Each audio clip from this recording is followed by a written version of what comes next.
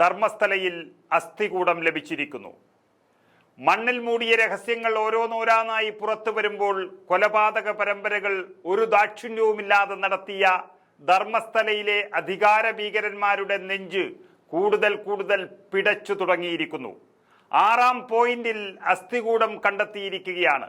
തലയില്ലാത്ത അസ്ഥികൂടമാണ് ലഭിച്ചിരിക്കുന്നത്. നമുക്കറിയാം, ആദ്യ ദിവസം 2 പോയിന്റുകൾ കുഴിച്ചപ്പോൾ ഒന്നും തന്നെ കിട്ടിയില്ല.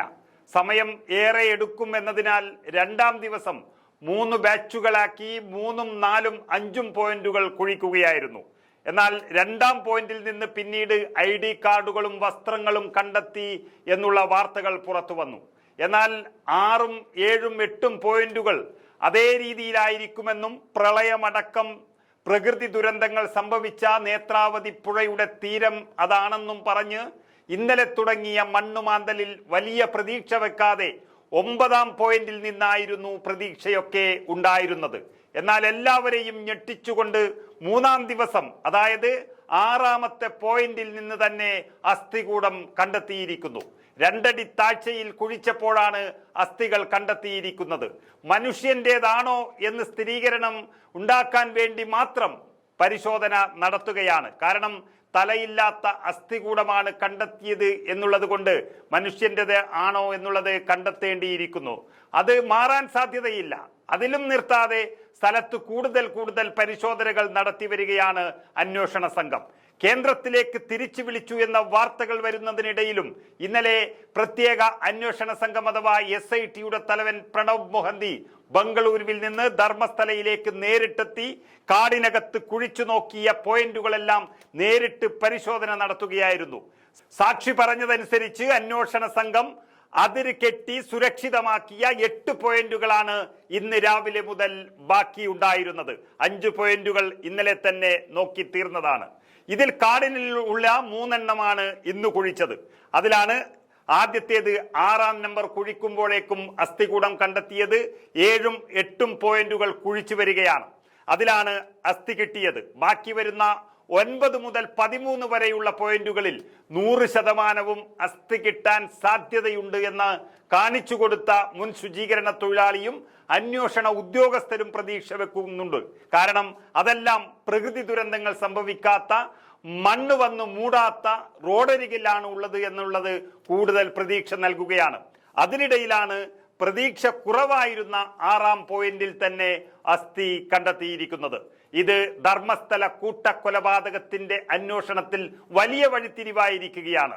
4 പോയിന്റുകൾ നേത്രാവതി നദിയോട് ചേർന്നുള്ള ദേശീയപാതയിലാണ്. മറ്റൊന്ന് നേത്രാവതി സ്നാനഘട്ടത്തിൽ നിന്ന് ആജുഗുരിയിലേക്ക് പോകുന്ന ചെറു റോഡിന് താഴെയാണ്. ഇനി വളരെ നിർണായക തെളിവുകളാണ് പുറത്തു വരാൻ പോകുന്നത്. ലഭിച്ചിരിക്കുന്ന അസ്ഥികൂടം എത്ര പഴക്കമുള്ളതാണെന്ന് ഫോറൻസിക് ലാബിൽ പരിശോധിക്കുന്നതാണ് ഇനി ആദ്യത്തെ നടപടി. ആ അസ്ഥികൂടത്തെ പറ്റി അതുവഴി കൊല്ലപ്പെട്ട വർഷം മനസ്സിലാകുമ്പോൾ ആ വർഷം ധർമ്മസ്ഥലയിൽ കാണാതായ, കൊല്ലപ്പെട്ടു എന്ന് പറയുന്ന ആളുകളുടെ ലിസ്റ്റ് എടുക്കുകയും അവരുടെ കുടുംബങ്ങളുടെ സാമ്പിൾ എടുത്ത് DNA പരിശോധന നടത്തുകയുമാണ് ചെയ്യാൻ പോകുന്നത്. അപ്പോഴേക്കും ബാക്കി വരുന്ന മാർക്ക് ചെയ്ത 13 വരെയുള്ള പോയിന്റുകളും പരിശോധനയ്ക്ക് വിധേയമാക്കുമെന്നാണ് അന്വേഷണ ഉദ്യോഗസ്ഥർ അറിയിച്ചിരിക്കുന്നത്. അതിൽ കൂടുതൽ അസ്ഥികൾ കിട്ടുന്നതോടെ ബാക്കിയുള്ള പോയിന്റുകൾ കാണിച്ചു കൊടുക്കുകയും അത് മാർക്ക് ചെയ്ത് സമ്പൂർണ്ണ പരിശോധനയ്ക്ക് വിധേയമാക്കുകയും ചെയ്യുന്ന നടപടികളിലേക്കാണ് അന്വേഷണ സംഘവും സർക്കാരും കടക്കുന്നത്. ശുചീകരണ തൊഴിലാളി വെളിപ്പെടുത്തിയ കാര്യങ്ങൾ, അയാൾ കോടതിയിൽ നൽകിയ രഹസ്യമൊഴി, ഇതൊക്കെ പ്രകാരം 350-ലേറെ മൃതദേഹങ്ങൾ അയാൾ ഒറ്റയ്ക്ക് കുഴിച്ചിട്ടു എന്ന് പറയുകയാണ്. ആ പോയിന്റുകളെല്ലാം രേഖപ്പെടുത്താനും പരിശോധിക്കാനും തയ്യാറാകുകയാണ് അന്വേഷണ സംഘം. കാരണം അദ്ദേഹം കാണിച്ചു കൊടുത്ത ആദ്യ പോയിന്റുകളിൽ തന്നെ അസ്ഥികൂടം കിട്ടി എന്നുള്ളത് വലിയ തെളിവുകളാണ്.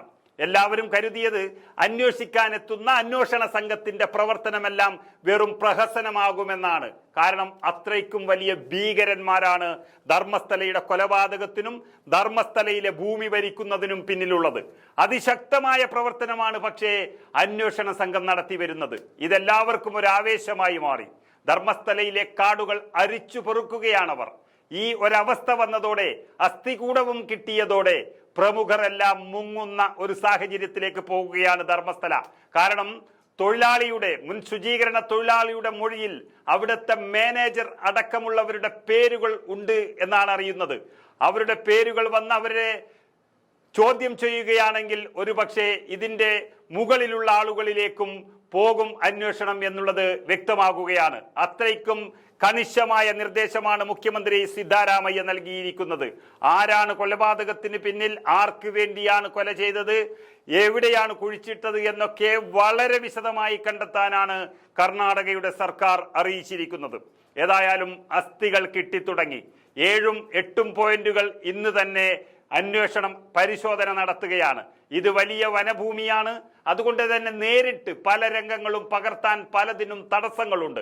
പക്ഷേ ആക്ഷൻ കമ്മിറ്റിയുടെ അഭിഭാഷകൻ എൻ മഞ്ജുനാഥ് അടക്കമുള്ളവർ വിവരങ്ങൾ അപ്പോൾ പുറത്തുവിടുന്നുണ്ട്.